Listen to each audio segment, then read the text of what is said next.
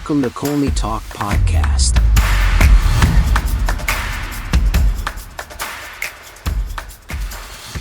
Hello everyone, welcome back to another episode of Colney Talk Podcast. First time guest, happy to have you here. And to my returning listeners, big salute to you. On the Bite Size Show, I talk a bit about Arsenal game and pick out my top 3 Arsenal players who I think were great in the game and one player I consider the odd one who just had to be called out. We are back. The new Premier League begins with so much anticipation and excitement of the new squad. It was a different lineup with Big Gabby on the bench. Could you imagine? Thomas Partey starting at the right back. I mean, yes, he is not unfamiliar with the role as we saw him last year. And Jurrien Timber as left back, which would eventually turn into a back three. And Partey linking up with Rice in the middle. It was a very dynamic squad. It was just such an interesting way that we're going to see this whole team evolve for the season. Arsenal got the season off to a winning start with a 2-1 victory over Nottingham Forest at the Emirates Stadium. Forest had an early chance in the early parts of the first half. It was their best chance in the first half as well. Definitely would have taken out a bit of crowd noise, but we were very lucky. The Gunners grabbed the hold of possession early in the game and dictated the tempo. Forest didn't give Arsenal a chance to get behind them, but the large amount of possession that we normally have and moving the ball into the visitors' final third, it was first to break down that back five defense and then help the team begin to string series of scoring opportunities. And that was really happening. As far as got pinned back in their box, whenever they gained possession to move the ball, Arsenal was so quick to regain the ball back. And I think this really got up one notch. The Arsenal team, they normally do this. When they lose the ball, they're very quick to regain possession back. But this was the dial was turned up a bit. And it really was the catalyst in keeping Nottingham Forest from staying cold and not even trying to kickstart the offense for the most part in the first half. Kai Havertz, one of our new players, he was really moving in very small, intricate pockets on the left side, similar to how we would see Odegaard move and try to create space for himself.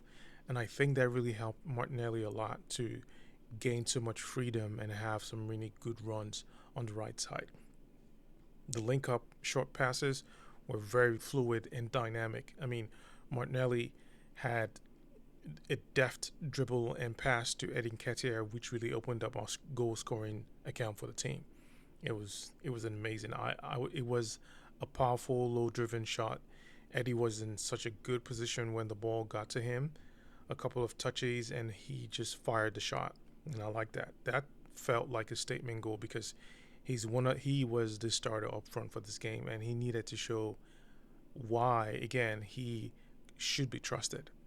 I mean, we do, but it's always one of those things that we look at Jesus as the main guy. I really like that from him because he's showing why he keeps getting the manager's nod.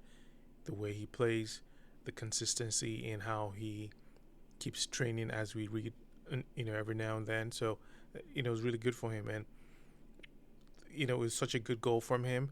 Not long after that, we got a reminder how ridiculous Saka is. He scored a filthy goal to give us a 2-0 lead. It was an incredible shot. After that, Arsenal had a few more shot attempts from Rice. The excitement got dampened with injury from Jurrien Timber. He went down from a tackle but managed to get back into the game just to finish the first half. Shortly into the second half, Jurrien limped off for Tomiyasu. It was just, it is worrisome. I really hope his injury isn't as bad as it looked in the game. He was immense on that left side.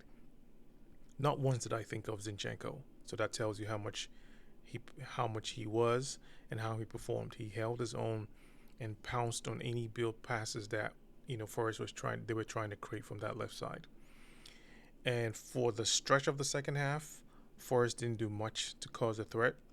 I think I clocked it up to the 78th minute with no shot on target from Forest. That's an amazing feat. I mean, we managed to really suppress them that far into the game. I mean, we had control anyway. We dictated everything, how the game was flowing, how we kind of cut all channels to really create anything. And then just like that, a few chances, and it looked like a complete different game. Forest managed to score a goal. It was a good run by Elanga down the left side after an Arsenal corner, and his cross hit Awoniyi in stride, and that was a goal, and that caused a quick reaction to bring in Big Gabby, who was on the bench, to help keep the defense solid and ensure that we maintain the lead to close out the game.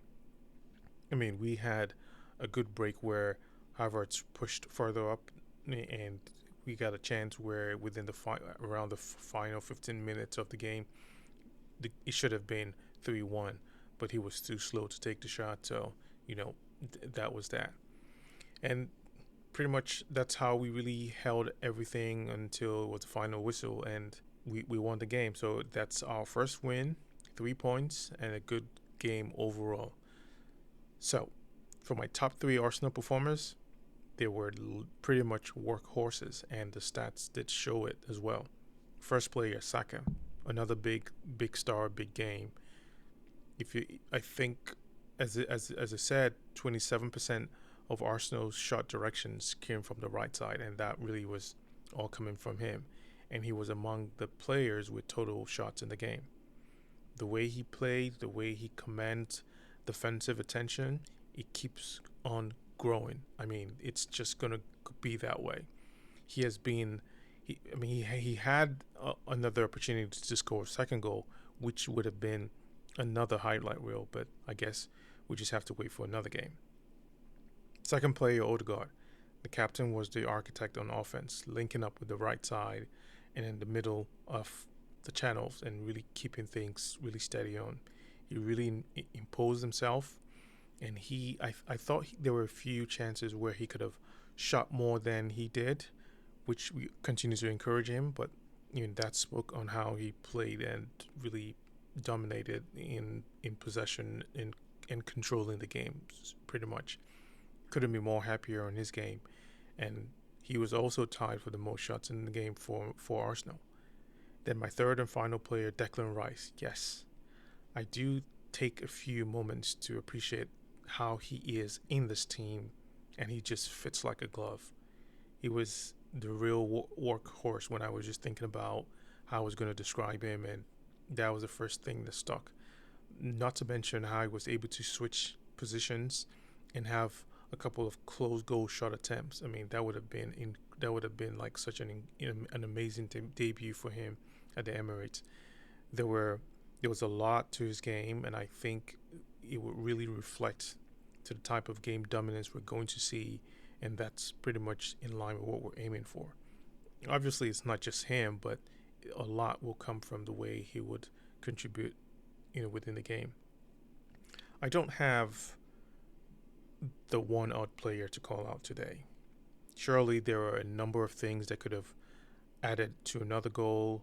We could have played in better situations or done something maybe different to prevent that goal, but I'm not putting it on one guy today. That's why I don't have any, because a few of the other players, they had their own chances to score, but they didn't. So I just left the game satisfied knowing that we weren't fully synced. I'm praying for Jurrien Timber's injury to be less than I feared, and it just will give us a little bit more of that relief that it's not just Zinchenko who is injury prone, but that we can really count on Jurrien, who has done so much, and he has showed that in the game. So fingers crossed. So that's it for the game. But before I leave you, in another exciting news, I want to announce the launch of Colney Talk website and blog. I thought it would be ideal to have a central place for all Colney Talk contents and blogs and things that I really like to talk and share with you within the Arsenal community. I'm really proud of the work, and I hope you check it out. It is colneytalk.com. So happy the season is back.